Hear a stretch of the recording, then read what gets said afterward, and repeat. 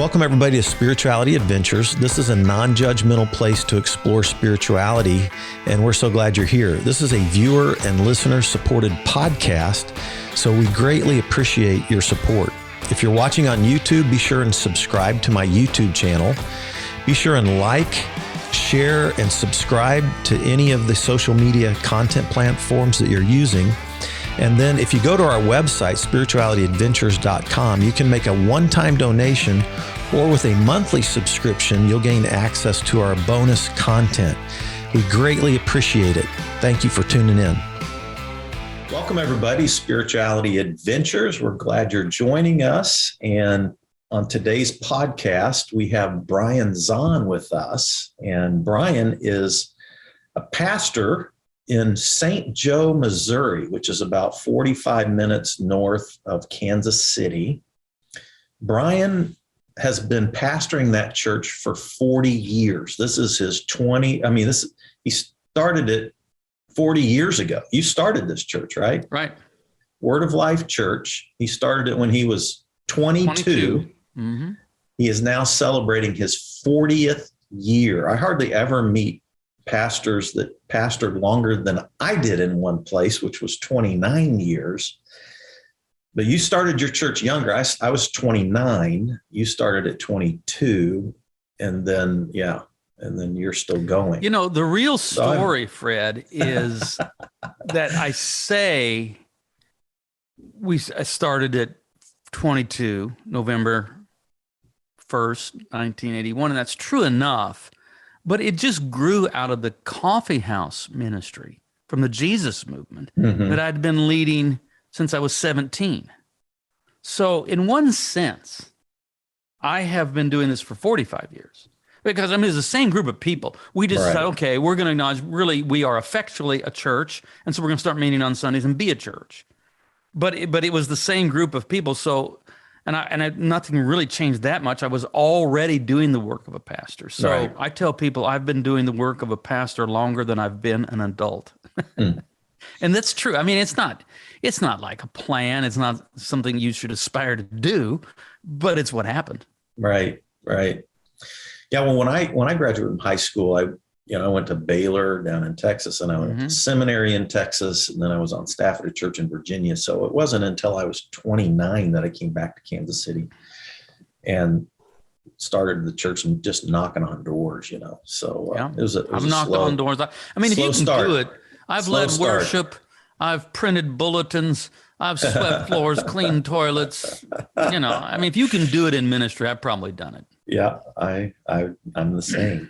So let's have folks just hear just a little bit of your story, how you came to Christ, how you ended up. Yeah. Just give us I've already been kind of hinting at it. Yeah, hinted at it. Yeah. Yeah. So I had a very dramatic conversion when I was 16. Just overnight, I went from being the high school Led Zeppelin freak to the high school Jesus freak. Still like Zeppelin, I understand, but.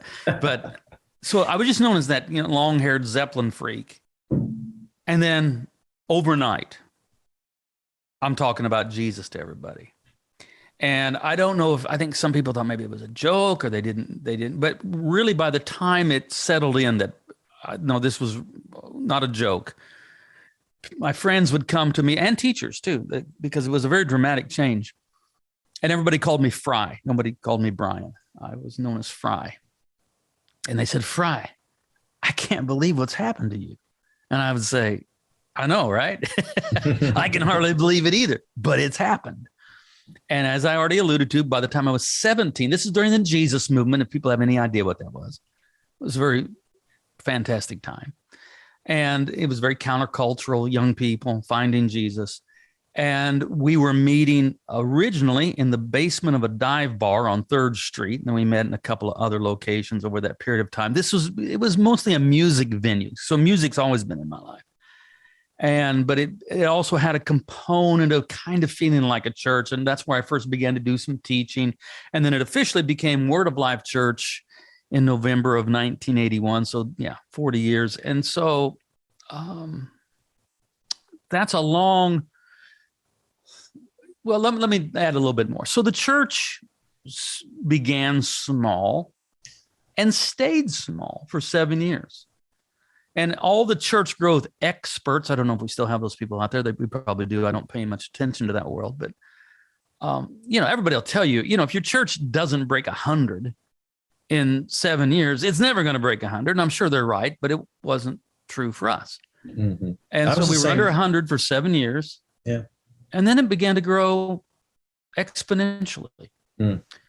And grow into the thousands. And to this day, I mean, I have some idea of why that happened, but a lot of it I don't really know why it happened. And it was a wild ride. It was fun. Mm-hmm. I mean, I will look back and say, to go through a period of time where every Sunday is your record attendance, that's fun. Mm-hmm. I enjoyed that. It wasn't our best moments, but it was fun. Right. And by the time I was entering my 40s, everything was good. We have a big building, big church, big everything. And I should have just been content, I suppose, but I wasn't.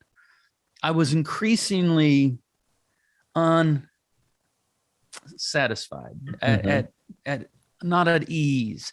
I began to sense that something was wrong. I was having something, some form of a crisis of faith, not about Jesus, but I just felt like the Jesus that had captured me as a teenager deserved a better Christianity than I knew. And so this put me on a search, and I began to become very serious about theology, first with patristics, and then later with more contemporary academic theology, and loved it, just loved it. Philosophy, theology, loved it. Mm-hmm. Of course, as you know, what you read and what you read very deeply is going to affect your thinking, and your thinking is going to affect your preaching. And so beginning about 2004, not about 2004, exactly 2004, I remember, because what happens, we started a Jesus movement that led us into the Charismatic Movement, which I describe as good until it wasn't. Charismatic led us kind of into, we were word of faith. I don't think the most egregious expression of it, but we were. So you have to think of a kind of a charismatic 90s era coming into the 2000s, word of faith church, pretty big. And I start, instead of inviting Jesse Duplantis, who'd spoken at our church a lot of times, I'd start bringing in Walter Brueggemann. I mean, if that gives you an idea of the kind, gives me an idea. My audience, of the kind of changes some of my audience that were happening. Know that, but Jesse Duplantis would have been called maybe one of the modern fathers of the charismatic Pentecostal movement, right? Or living fathers, and then Walter Brueggemann is the greatest living English-speaking Old Testament scholar, in my opinion. Yeah, Christian Old Testament scholar. Right. Yeah, I wouldn't probably argue with you. There's a couple others I really like, but right, I like John Walton. I like anyway, I can run down. Well, but here's the thing about Brueggemann: he's also just a really good preacher. He's a scholar. He's an academic, but he can preach. And he grew up in Missouri, and he grew up as a preacher's kid. Oh, and so he retained some of that. Yeah. But anyway, so this began to change me, and I think I could have kept most of the congregation through the changes, except when I began to challenge. And this is, it's much worse today. But when around 2004, 5, 6, 7, I began to challenge Christian nationalism, civil religion, the very comfortable relationship between evangelicals and the Republican Party. When I began to challenge all of those kinds of concepts, began to critique America as not just tell the congregation, look, you have to understand the United States as not a kind of biblical Israel, but as a kind of biblical Babylon. That kind of stuff eventually enabled me to preach over 1,000 people out of my church. And that was very painful, because these were not just nameless, faceless people to us. These were people that we'd done life with, and that I had maybe led to the Lord, baptized, married, baptized their kids, married their kids. Yeah. And they were leaving saying things like, BZ has gone liberal, which isn't how I thought about it at all. Or worse yet, they would say he's backslidden, which that one hurt, because I thought, if anything, I feel like I'm making the greatest strides in the direction of fidelity to Christ in my life. It's costing me, but I'm committed to being a faithful pastor and a true witness to Christ. And then to have people even say you're backslidden, that hurt. Yeah. And so we went through a very painful time. It took us 10 years to transition the church to what it is today, which I don't have a nice little neat handle for what we are. Right. We're still contemporary in our worship style, but we're also very sacramental, weekly Eucharist, lean heavy into the Book of Common Prayer. The great tradition's important to us, preach from the lectionary, that sort of stuff. So it took us 10 years to make this transition, and we did, and we're in a good place. But Perry and I, we came out of that pretty beat up. Yeah. And hurting more than we even knew, because you can go through a period of such heavy stress. It's hard for people who haven't been pastors to really understand this. It's like getting, it's like being dumped by your girlfriend 1,000 times. Yeah. It just keeps happening. The rejection factor over and over again, And then and you'll appreciate just, you lose that many people and you have a big church, all of a sudden there's financial strain and you're dealing with that. And that's heavy. It wasn't until we walked the Camino de Santiago, this 500-mile walk across Spain on an ancient pilgrim path, that we healed. And I don't know how to say it other than, we began as pretty wounded, pretty hurt in Saint-Jean-Pied-de-Port, France, on September 14th, 2016.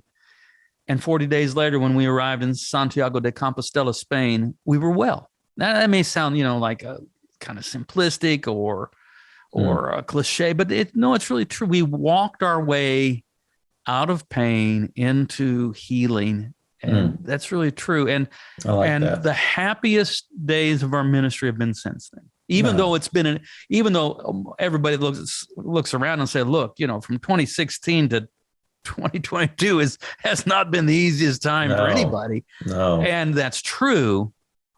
But personally, I feel like we're in a good place, and it's enabled us to be able to pastor during this season. Yeah. That has been definitely challenging. Yeah.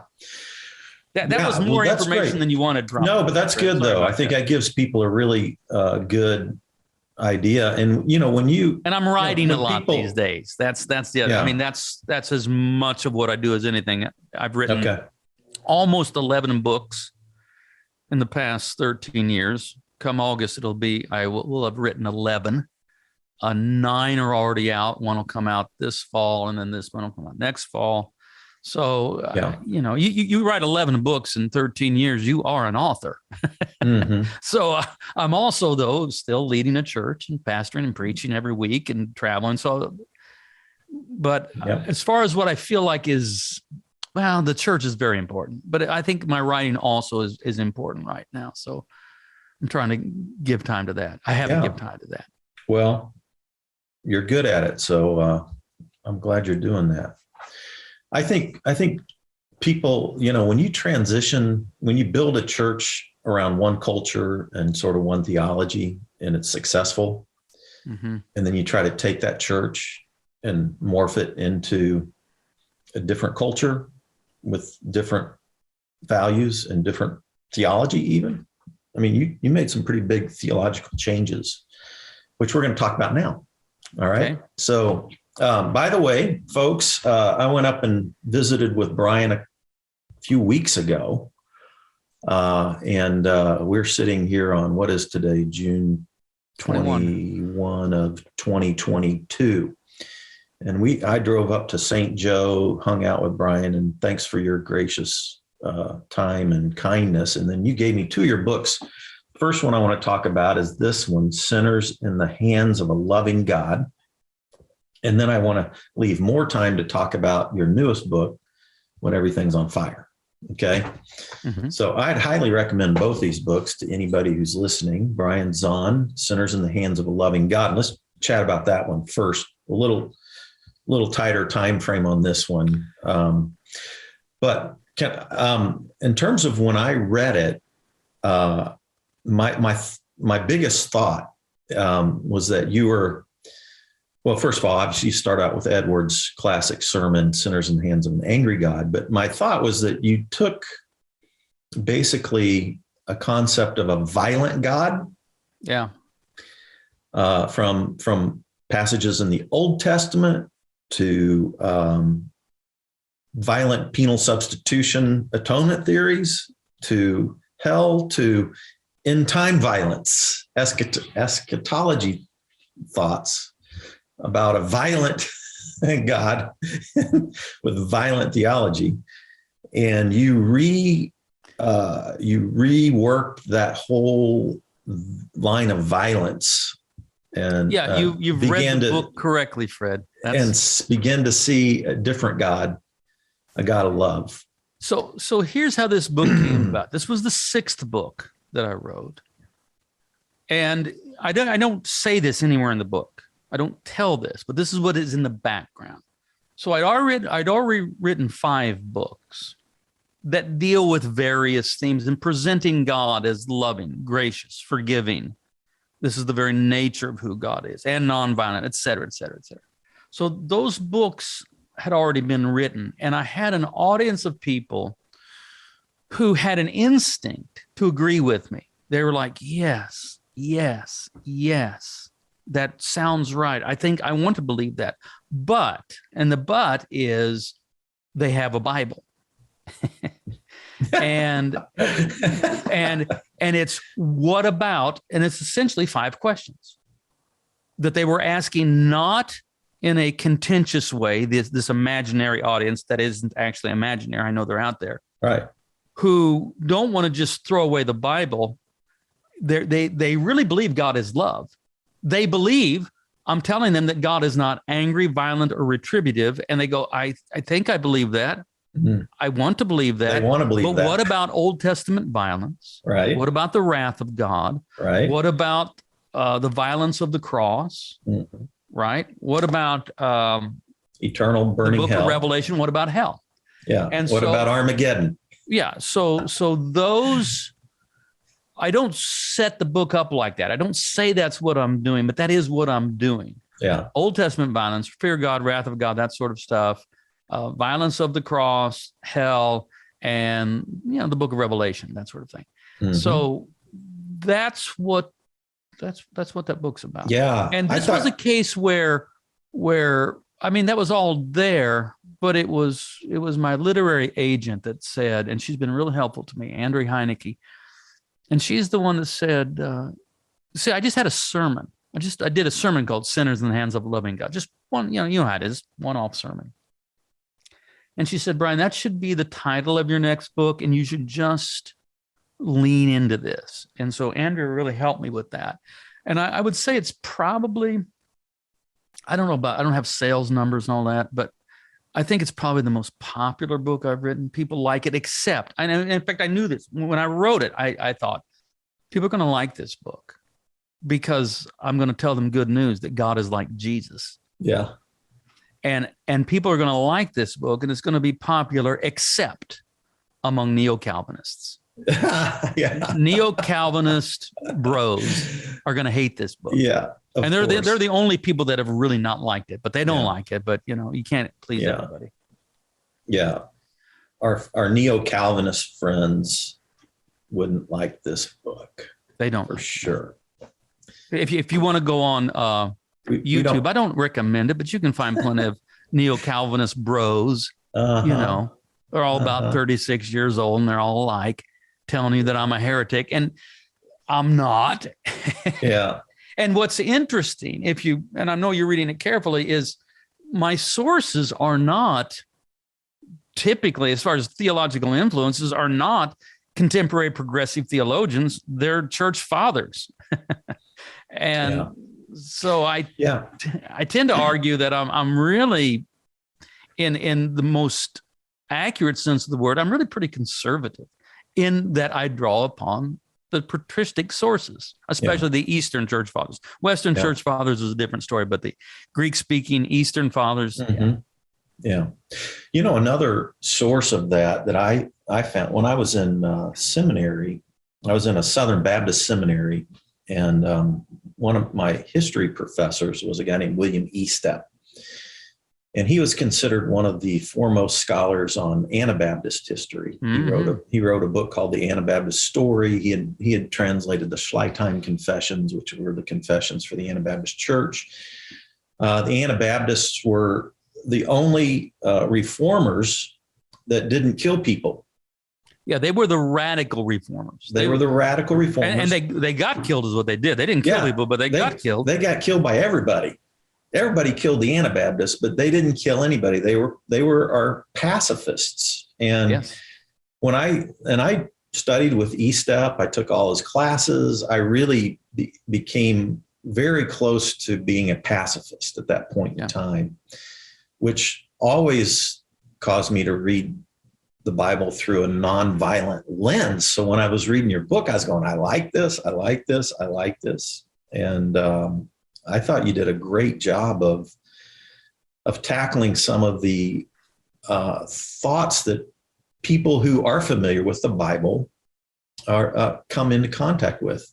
It's not just people who know the Bible. Like I would have people who had no religious background. They would come to faith at my church, put their faith in Jesus, and then they'd start reading the Bible for the first time. And they always start at the front, right? That is a non-Christian way of reading the Bible. And so they start hitting, when they get to Judges, they're in trouble. It's like, what? I just finished reading Judges. It is the most violent book in the Bible. Oh my God. Yeah. It is. Yeah. So then I have to start explaining why I'm a Jesus guy. Yeah. When you read Judges. I mean, there's that story. It's since I followed the lectionary this Sunday, the gospel reading is from Luke 9:51 through 56. And this is when Jesus is refused hospitality in the Samaritan village, and James and John, the sons of thunder, say, hey, can we call down fire from heaven? Right. Like Elijah did? Jesus, it's in the Bible. It's in the Bible. Elijah did it. So can we do that? And Jesus rebukes them and says, well, what's wrong with you guys? You don't know what spirit you are of. I didn't come to destroy lives, but to save them. Yeah. And so the point is, the question isn't, can you find it in the Bible? You can find all kinds of stuff in the Bible. Let me tell you that right now. Right. The question is, do you find it in Jesus? Yeah. And Jesus is Lord even over the Bible. Yeah. That is, Jesus saves the Bible from being just another violent religious text. And we have to, because people say, well, I just take the Bible as it is. No, you don't. Nobody does. No, nobody does. Nobody does. When someone says that, I just take the Bible as it is. I look at them and I say, oh, I had no idea you knew biblical Hebrew. There's not a single Greek theological stream. And understood ancient Near East culture and the Greco-Roman world of the first. No, you do not take it as it is. Right. And so nor do people. It constantly has to be interpreted, and Jesus is our best guide for how to interpret Scripture. Yeah, and he did it midrashically. Yes. Yeah. We'll get to that word next in your next book. All right. I want to throw in midrash. I did a series. I called them the what did I call? I think it's called them the midrash sermons. I did some midrash myself. Good. And just. Well, I even thought like what you brought out. That classic. Where Jesus reads the Isaiah scroll, and he gets halfway through a verse and then leaves the second half out, the violent part, and then he gets. I thought you did a great job with that text as well, and that's a bit of a midrash reading, of Isaiah, right? That's how Jesus and Paul. That's how Jesus and Paul read the Hebrew Bible. So. It's the culmination in Isaiah 61 of anticipating Jubilee and the day of the Lord. It's the year of God's favor and the day of vengeance of our God. Jesus edits that last clause and says nothing about vengeance. and then goes on and says, yes, I am bringing Jubilee. I am, but I'm bringing it for everybody. And then he takes these two Old Testament stories where there is a tacit indication of God's favor upon Gentiles, that is provision for the Syrophoenician woman and the healing of Naaman, the Syrian general. But Jesus doesn't keep it tacit. He makes it explicit. And he leans into that and he says, look, people, there are plenty of widows in Israel in the days of Elijah, but it was the Gentile that was provided for. There were lots of lepers in Israel in the days of Elisha, but it was the Gentile that was healed. Did they get the point that God's grace was supposed to be reaching out to all? Yes, they got the point, and they tried to throw him off a cliff. Right. And the point is, so much of religion is energized by vengeance. Yeah. And when you try to take away the vengeance energy from religion, unless people really see the kingdom and repent, they will turn on you and try to throw you off a cliff. Yeah. That's that story. Oh, even today, they love to do yeah, that. things don't change that much. Yeah. So I like the way you dealt with hell. You know, I've been in the recovery world for almost 3 years. And everybody there likes to say, you know, we're not afraid of hell. We've been through it. Right. Yeah. And so I think that's true. Yeah, I do too. And I thought you did a great job of bringing out, you know, the concepts of Sheol and Gehenna and, you know, all those things. That's a good job. And then I loved the way you dealt with end time violent dispensational theology. I've never been a dispensationalist. Always thought the Sermon on the Mount was one good. of the worst.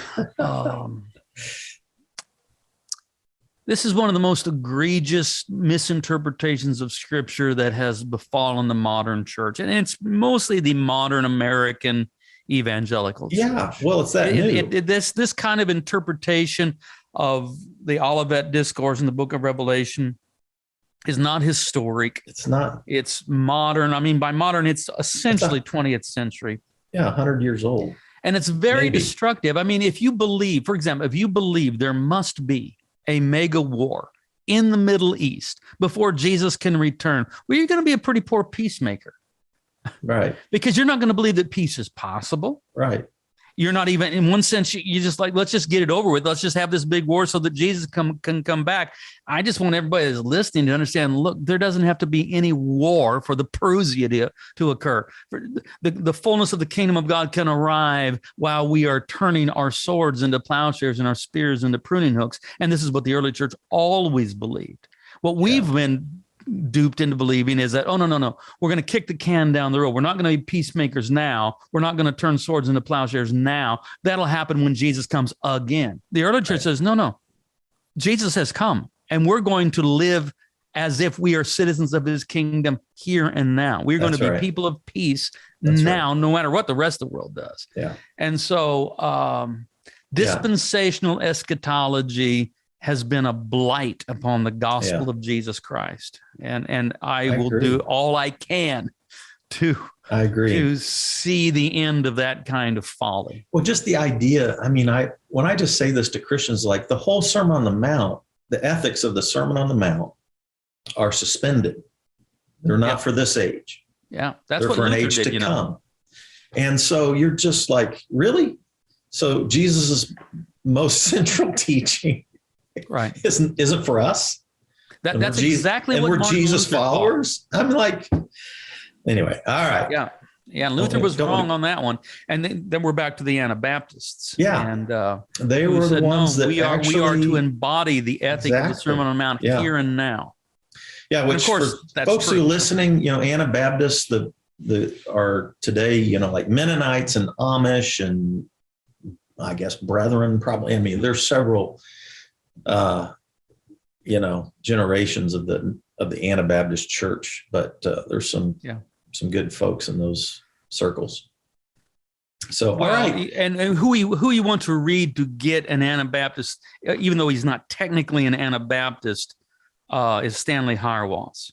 Oh, yeah. Who jokingly refers to himself as a high church Mennonite. Huh. And, but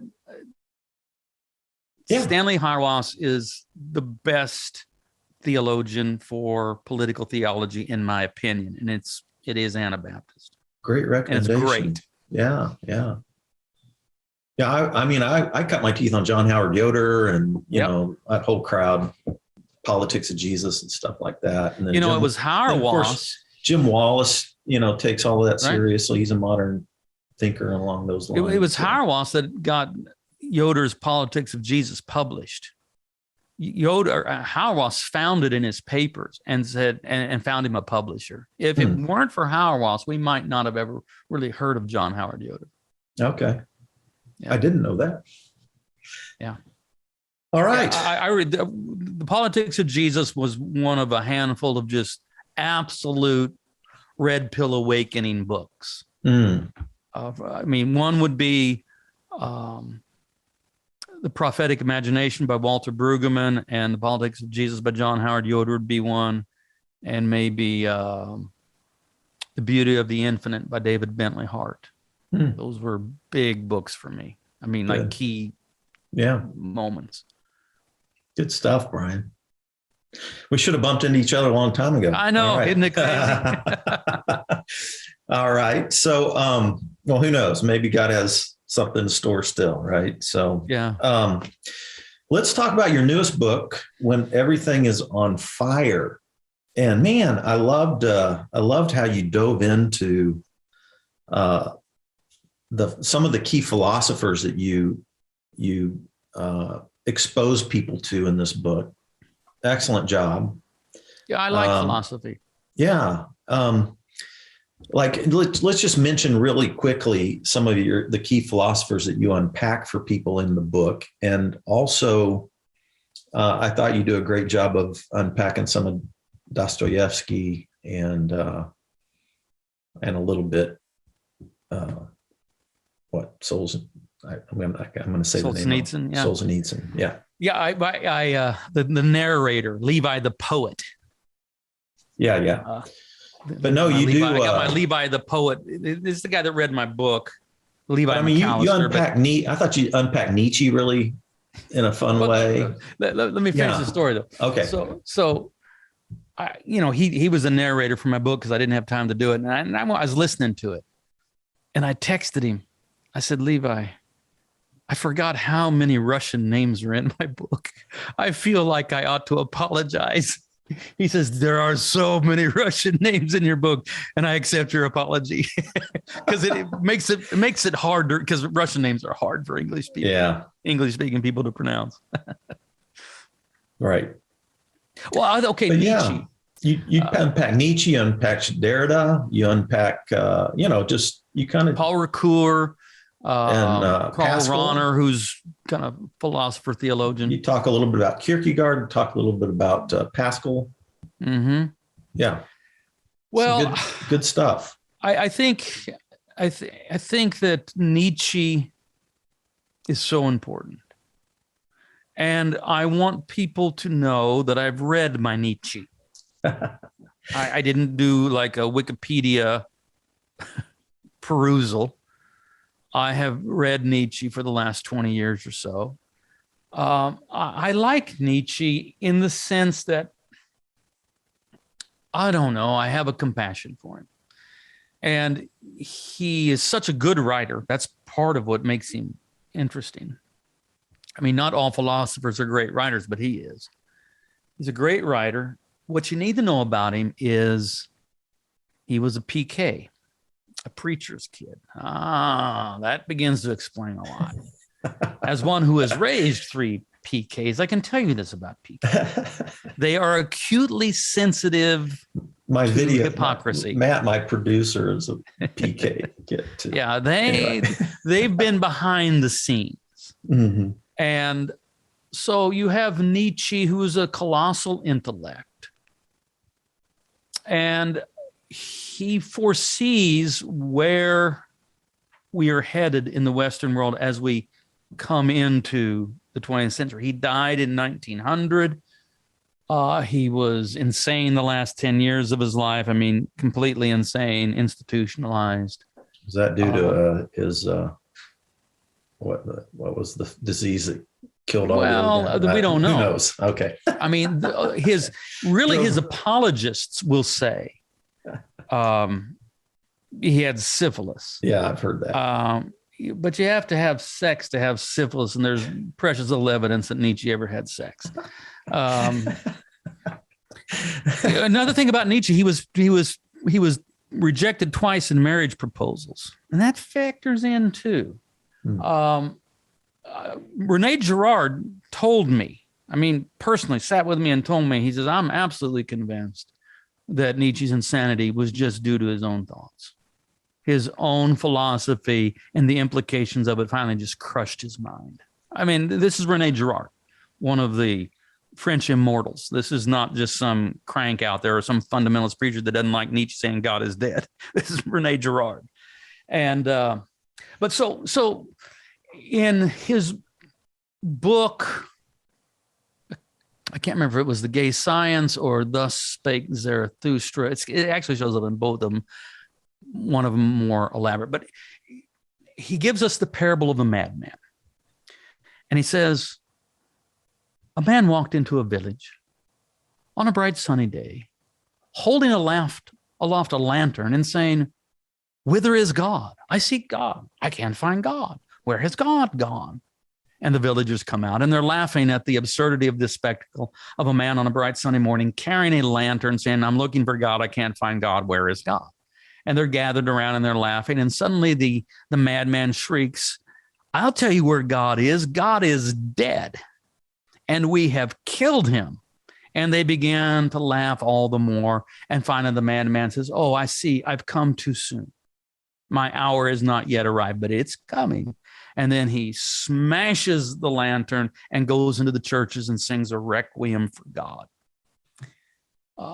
Nietzsche wrote that, I mean, in the 1870s, 1880s, I can't remember exactly when.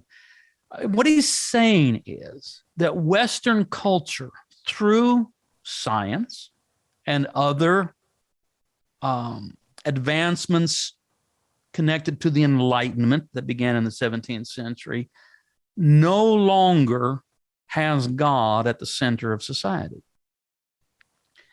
And when he says God is, I mean, yes, Nietzsche was an atheist, but it's not God is dead, ha ha, jokes on you, you dumb Christians. What he's saying is Western society as a whole has moved on without God. Mm-hmm. And God is dead as the organizing center for society in Western culture. Right. But he says, I'm announcing this a little too early. And he was right. He says, you're not ready to hear this yet. Give it a few more decades. Mm-hmm.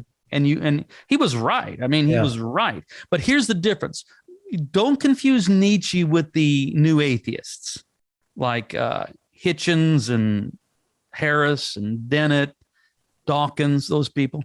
There was nothing cavalier about Nietzsche in that. He knew what a dangerous move it was. And he said, we have unchained the earth from its sun. We've sponged away the horizon. If God is dead, if we're not going to engage with God anymore, if we're not going to believe in God anymore, well, then, as Dostoevsky would say, without God, all things are permitted.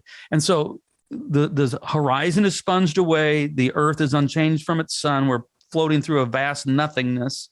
And people that don't really understand Nietzsche or maybe just heard of him in passing, they say, oh, he was a nihilist. Oh, no, he wasn't. I mean, he didn't want to be. I'll put it that way. That was his great philosophical project, was to produce an atheistic philosophy that was not nihilistic.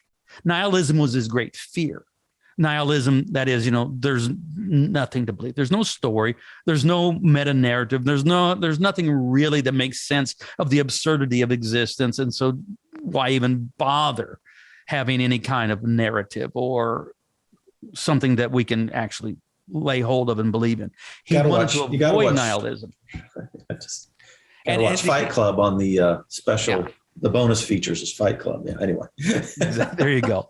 There you go. So his hope was for the Ubermensch, the Overman, the Superman, that would stride through the earth as a colossus in complete dedication to the will to power, to self. And he said, we have to unchain ourselves from Christian slave morality.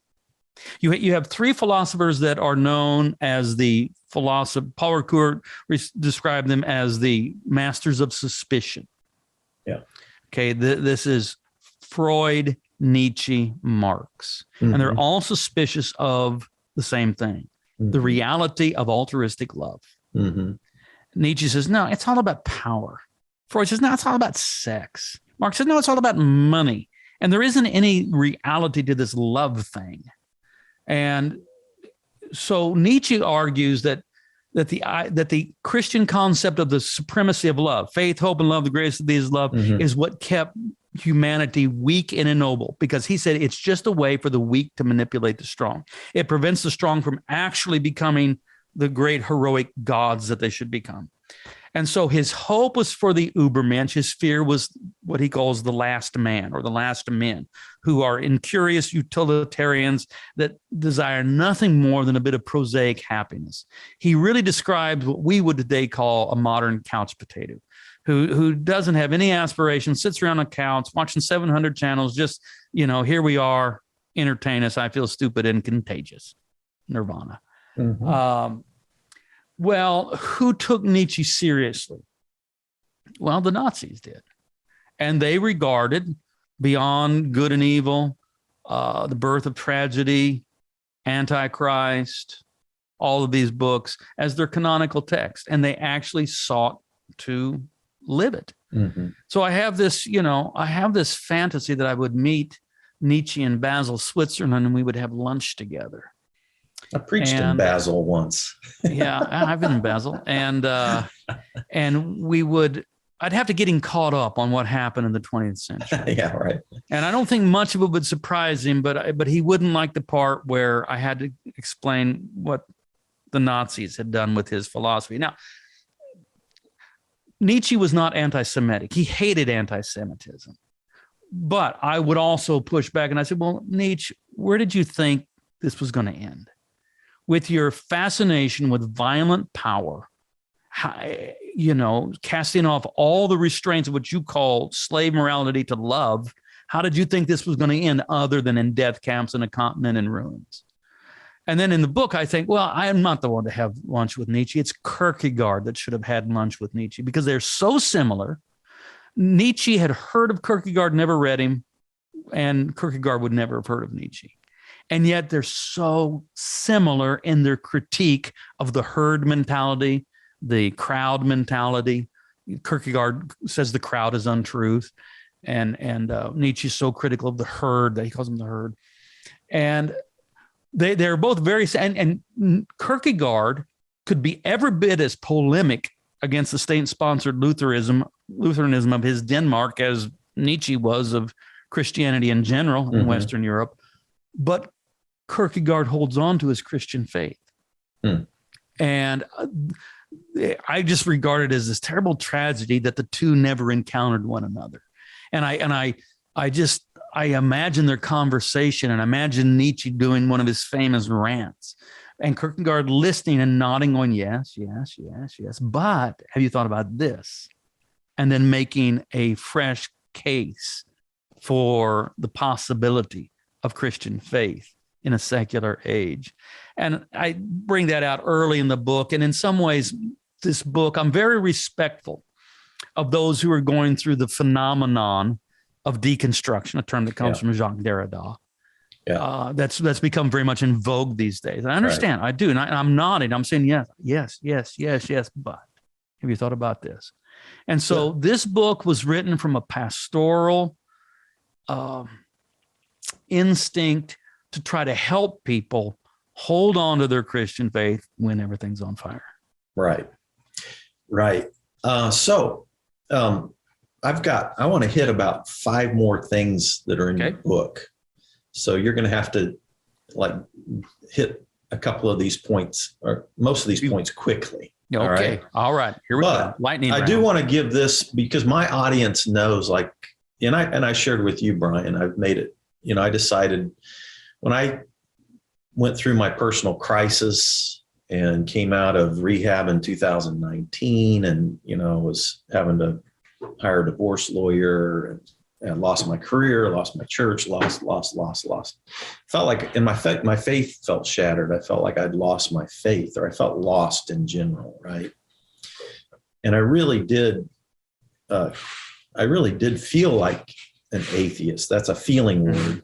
Yeah. I didn't ever say I was. I just said I felt like it. And I questioned everything I ever believed, because I've always read, I've always read broadly everything, right? Mm-hmm. From the science world, atheist, everything. So I had plenty of fuel to think things through from all kinds of angles in the midst of my pain, right? In the midst of my emotional meltdown. And I'm still in process. I'm still very much in process. And I think you probably picked up on that when we were together. But I still tell people I'm a Jesus follower. Mm-hmm. I couldn't let go of Jesus.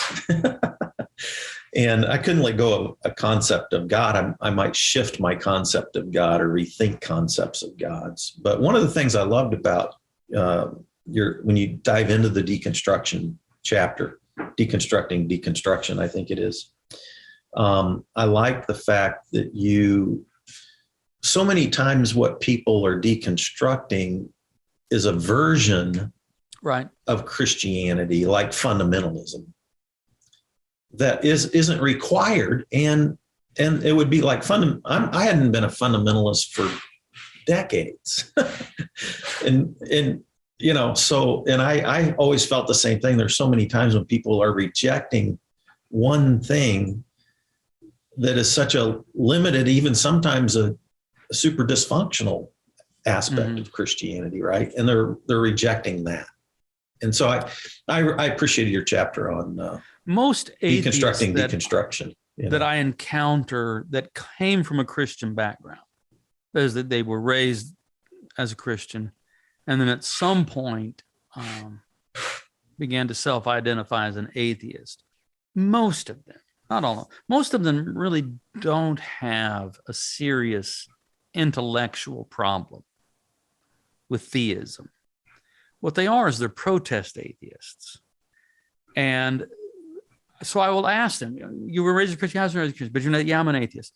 Well, tell me more about the God that you don't believe in. which is an interesting question. And believe me, they can tell you. It's an important question. And so they began to tell me about the God that they don't believe in. And almost always I'm able to say, yeah, I don't believe in that God either. Right. But I believe in God. Yeah. And so I've seen people, because of a fundamentalist background, reject Christianity, but essentially remain a fundamentalist.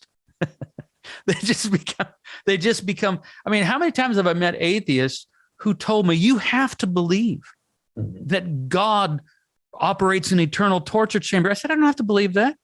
Yes, you do if you're a Christian. I said, no, I don't. I will have atheists telling me what I must believe if I'm going to be a Christian, because it's what they are rejecting. I said, I don't believe any of those things, but I am a Christian. Yeah. And so part of what I'm doing in the book is trying to help people hold on to a valid faith and make the distinction between fundamentalism and historic Christianity, because they're quite different, actually. Yeah, very much so. All right. So one thing I wanted to hit on, you have an interesting take on the difference between spirituality and religion, or Christianity is a religion. And it goes against the grain of the popular understanding of what, if you just take a pop culture vocabulary, or dictionary, what's spirituality, what's religion, you kind of push against that popular understanding. Yeah, Christianity is a religion. I mean, everybody knows that. And so explain that, though, because it's just some Christians that go around and say it's not. And where that comes from, they are not getting that from Jesus. People say, Jesus didn't come to start a religion. I said, no, he already had one. He was an observant Jew that in every sense was a religious man. He had a religious text, religious prayers, religious calendar, religious diet, probably religious dress. And Jesus was religious. And where people define religion for define how you're using the term. Religion is a tradition of practices and rituals designed to enable the person to encounter the divine. Okay. To think properly, speak properly, and hopefully encounter the transcendent, the divine. Mm-hmm. This is religion. Mm-hmm. And the attack upon religion is not something they get from Jesus. It's something they are getting from Voltaire and Nietzsche. That's who they're following in that. And it's a clever little move. We still feel the withering attacks from Voltaire and Nietzsche upon Christianity as a religion, and they try to make this clever. Oh, but we're not a religion. Yes, you are. I belong to the Christian religion. What's happened is American Protestant, maybe evangelicals, have been very sloppy in their thinking, and they conflate a bunch of things. You have to keep things distinct. There's Christ, there's the church, there's Christianity. And they're all three different. And Christ, who is Christ? Christ is, I could throw in the Bible too. I should probably address that one too. Christ is the incarnate Logos, crucified and risen. The church is the community that gathers around this confession that Jesus is the Christ, the incarnate, crucified, risen Logos. So it's a community. And then out of that comes the Christian religion. That includes, by the way, the Bible. I mean, it's where it comes from that religion. The Old Testament is just appended en masse as a giant prequel. And then there's the canonical text, the 27 New Testament books. If you don't, see, Christians should never say that Christianity is absolute truth. They should never say that. Our confession is that Christ is the truth. Christ is the truth of God. Christianity is the religion in response to the revelation that Christ is the truth. And as such, it's capable of growth, development, correction, and change. This prevents us from some of the embarrassments of, for example, the Bible itself never gives a clear condemnation of the institution of slavery as immoral and that the entire institution must be abolished. The Bible never does that in either testament. I mean, I could say, if I wanted to try to defend the Bible, that's not my particular motive here. I could say that most of the time when the Bible's talking about slavery, not all the time, but most of the time, it's trying to mitigate the suffering, trying to bring a level of humaneness into the institution, perhaps. But I don't need to do that because that the Bible never gives a clear condemnation to slavery is not a problem because the Christian religion, as it grows and advances and develops over time, is capable of producing. Think of Christianity as a tree rooted in the soil of Scripture, but it's living and it's growing and it's changing, and we can produce entire boughs of abolition, limbs, branches, and so if you don't say that Christianity is a religion, what are you going to say? You're going to say, well, the thing is, people say, well, it's a relationship. Okay. No, it's not. Christianity is not a relationship. Now, Christianity in its best form does aid us encountering the divine through Christ. Yeah. And I would say it this way, if you have a personal relationship with Jesus Christ, you can thank the Christian religion for making that possible because it kept alive the message and has passed it down from generation to generation. What religion does best when it's healthy is pass on the faith from generation to generation so that we don't all have to discover the wheel on our own, that it can be passed on. What people have confused also is religion with hypocrisy, that all practices of prayer and gathering and worship and liturgy and song and theology are somehow wrong. No, they've confused that with what Jesus was highly critical of was hypocrisy, not religion itself. Jesus was a religious man, And religion is what we need if we're going to be properly formed and not just left to this vague amorphous spirituality that is kind of just ends up being just do it yourself.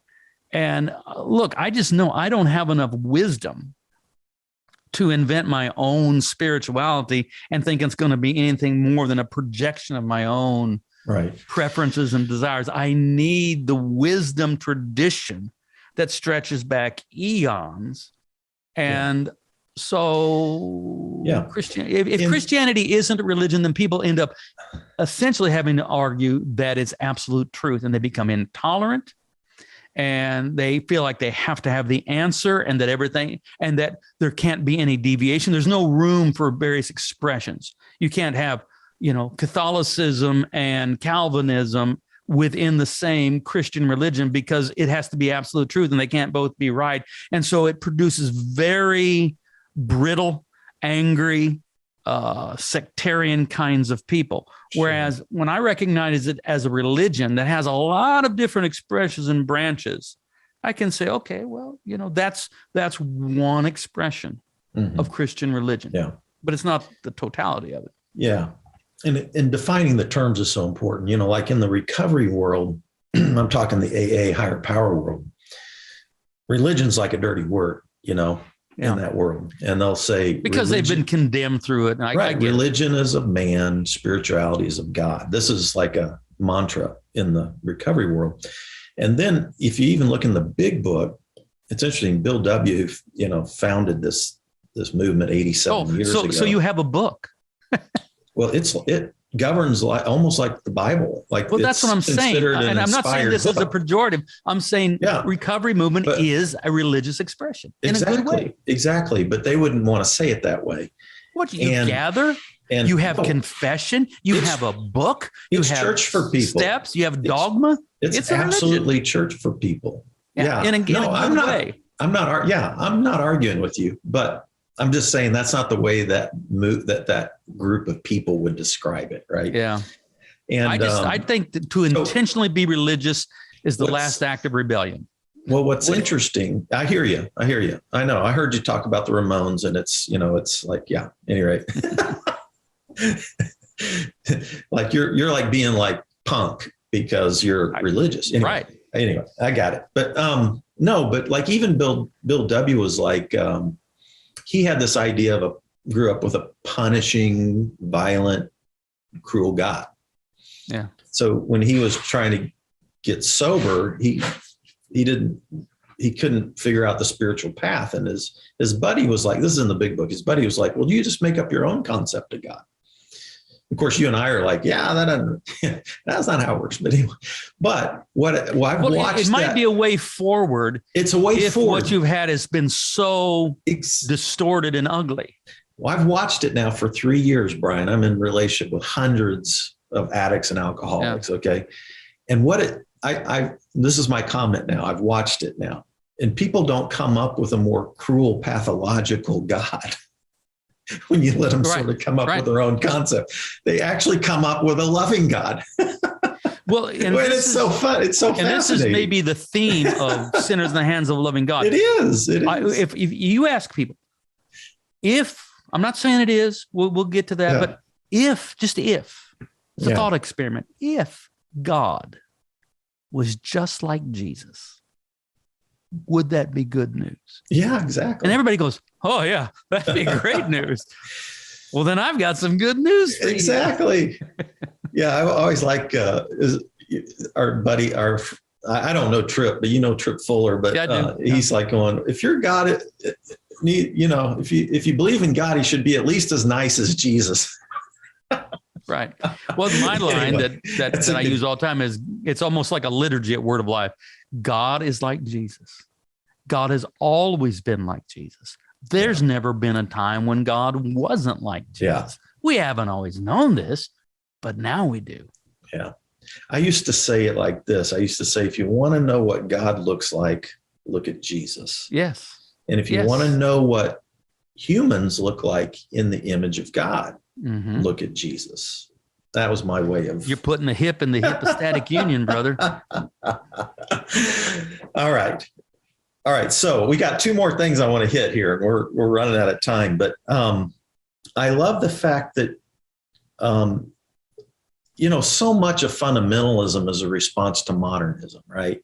Mm-hmm. And people in the world today, especially the evangelical world, even our evangelical seminaries, the way they teach hermeneutics is a modernist approach to hermeneutics. Yeah. And I love the fact that you bring out this idea that if we're going to move forward in a healthy way in this, postmodern world that we live in, there's some aspects of the pre-modern world that we need to kind of recapture, like mysticism, sacramental.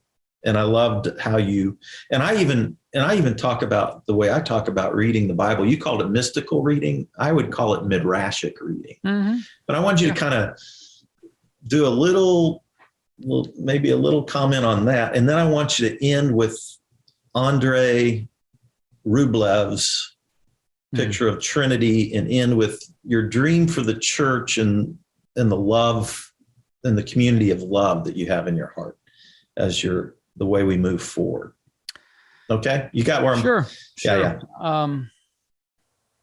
You're right in that fundamentalism is both a reaction to modernity, but is itself fully modern. Right.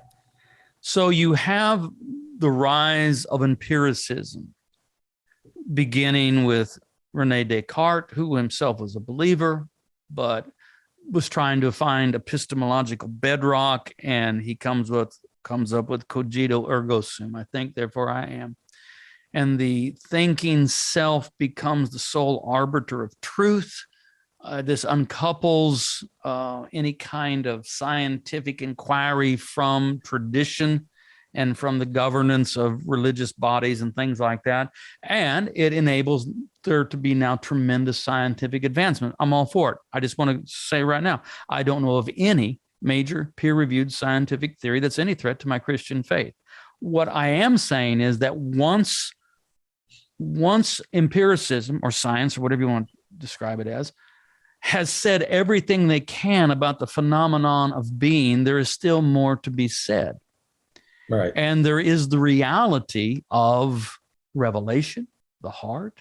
I mean, Blaise Pascal, contemporary and intellectual equal with Rene Descartes, says the heart has its reasons, of which reason knows nothing. And most people already know that's true, but sometimes we need to be given permission. What's happened with fundamentalists, they want to treat the Bible as an object of pure scientific inquiry, and they do it very ham-handedly, and they're no good at it, and they usually don't even know the original languages and all that sort of stuff. No, it's terrible. But so they're out there trying to prove the Bible, which is just such a mistaken venture to begin with. That, if we can just find Noah's Ark on Mount Ararat or some rusty old chariots down the bottom of the Red Sea, then we will have proven. You won't have proven anything, and that's you're missing the whole point of what Scripture is about. Yeah.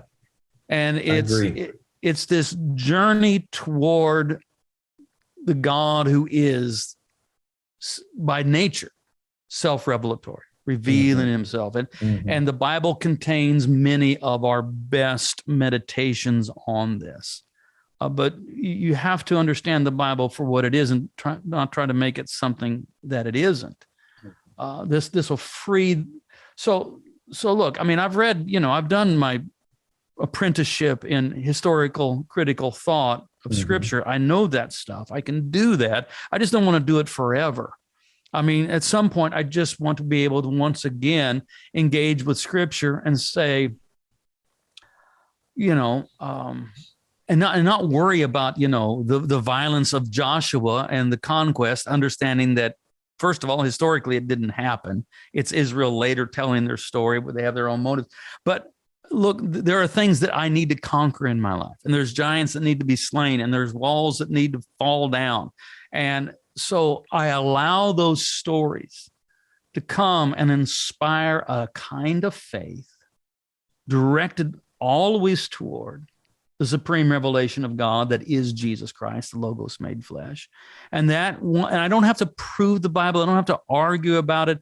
I can read it in a more mystical, simple. I don't know. Is it simpler? Maybe it's not as simple, but it's. I see it as artistic.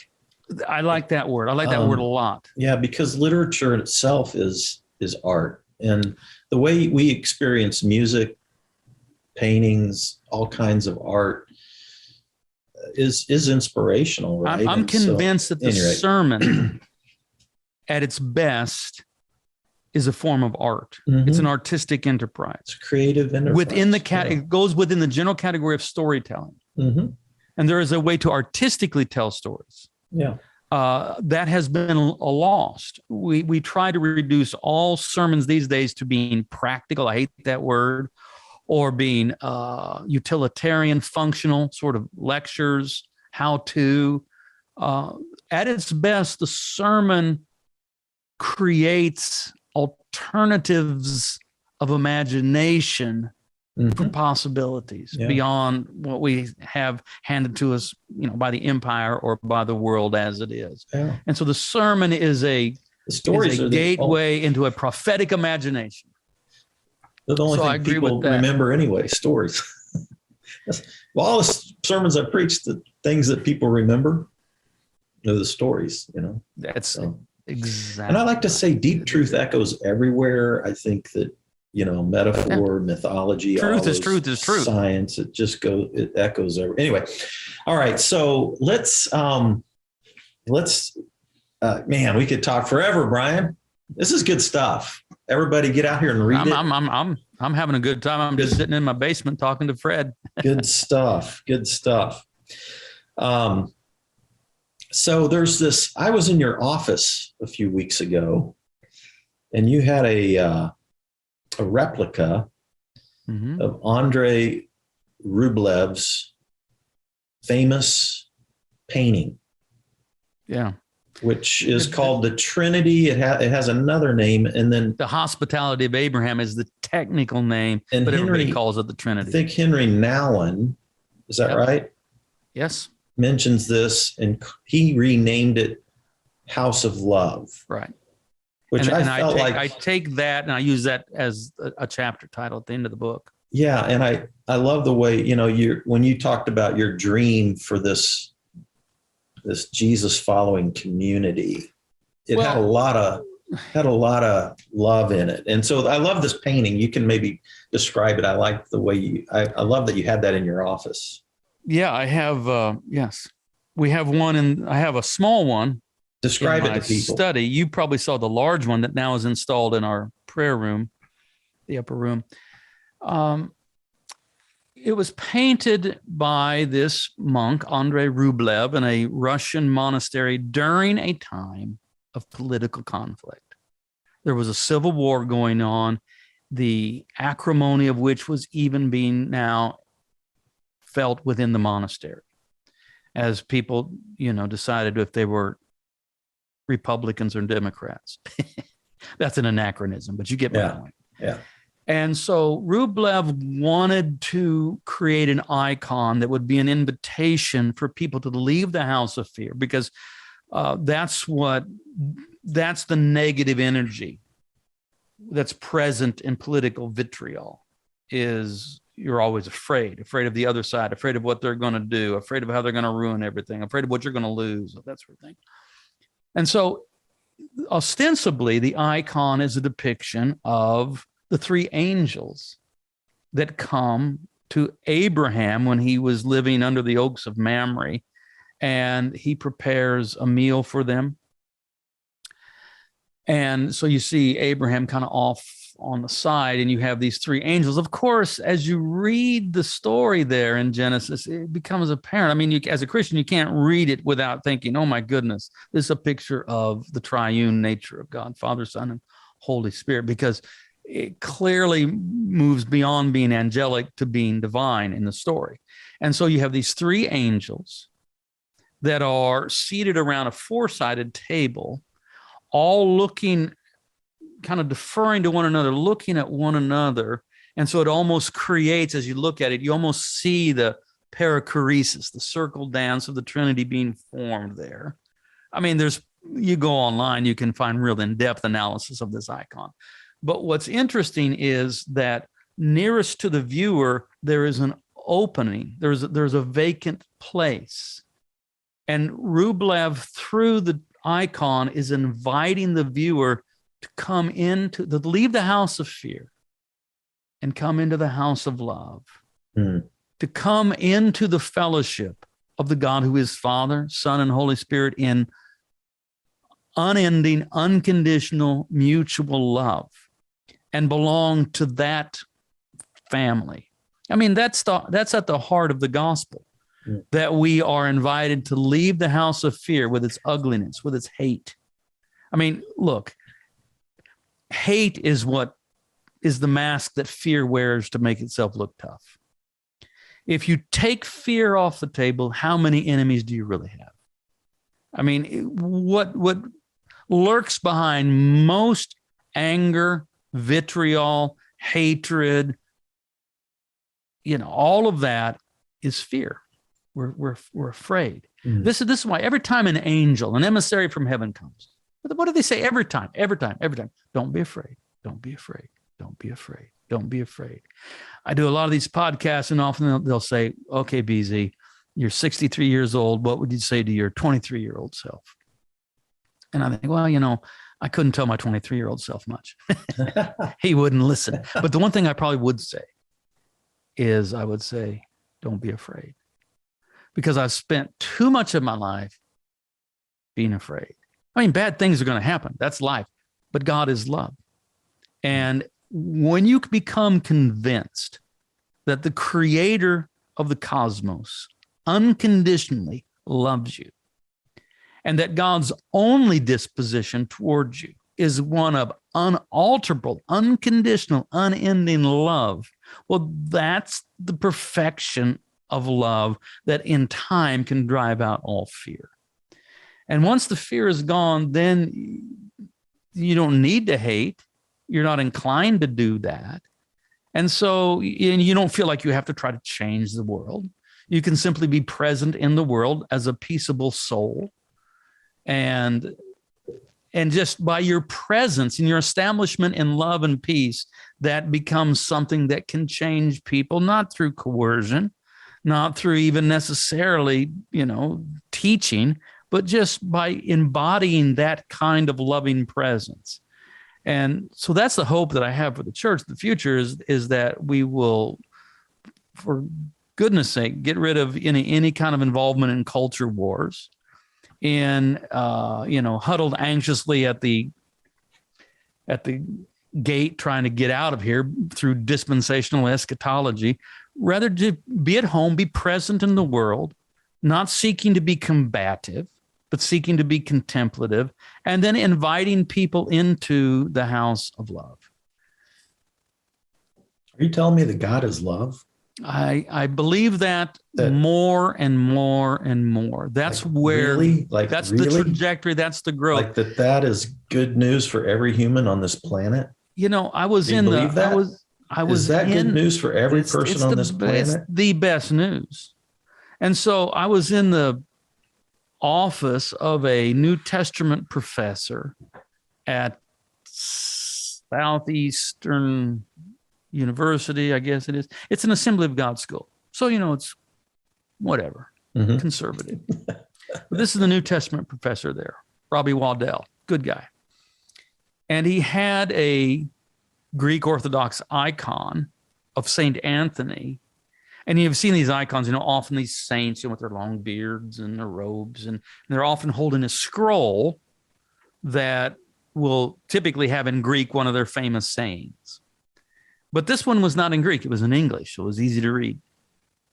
And this Assembly of God New Testament professor has a Greek Orthodox icon of St. Anthony the Great holding a scroll, and it read, "I no longer fear God. I only love God." And I understand that. I understand the journey. The fear of God is not bad. It's the beginning of wisdom. I think of the fear of God as beginning to understand a couple of things, to take God seriously, and to recognize that we live in a universe that is consequential. That is, that the universe is created by a God of love, through love, for love. And as we go with love, we tend to go with the grain of the universe. It doesn't mean bad things won't happen, but things tend to go better. When we say, no, I'm not going to love God. I just want to love myself. And no, I'm not going to love my neighbor as myself. I'm going to use my neighbor. Then we're going against the grain of love, and we begin to suffer the shards of self-inflicted pain. And so I believe that God is love. He's nothing but love. God is not love, but God is love, period. And what we learn to do is to grow in that revelation. And once we begin to be perfected in that, then we no longer have any fear. This is pure John the Elder.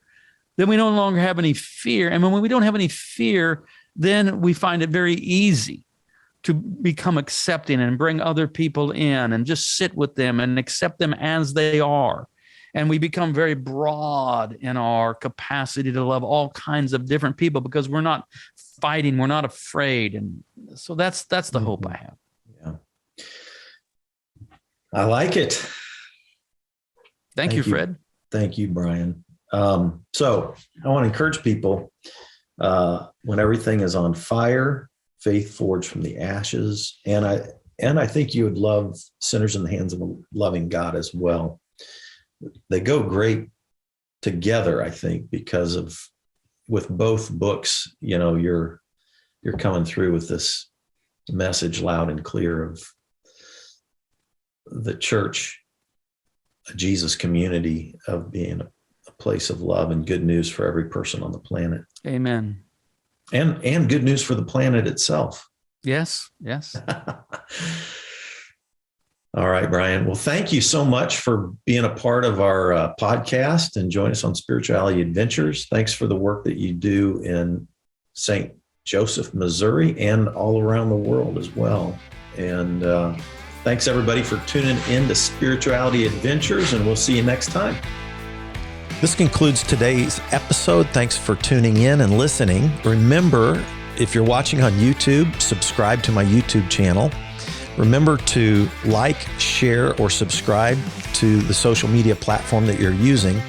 And then go to our website, spiritualityadventures.com, and make a one-time donation, or you can subscribe monthly and receive our special bonus content. Thanks so much.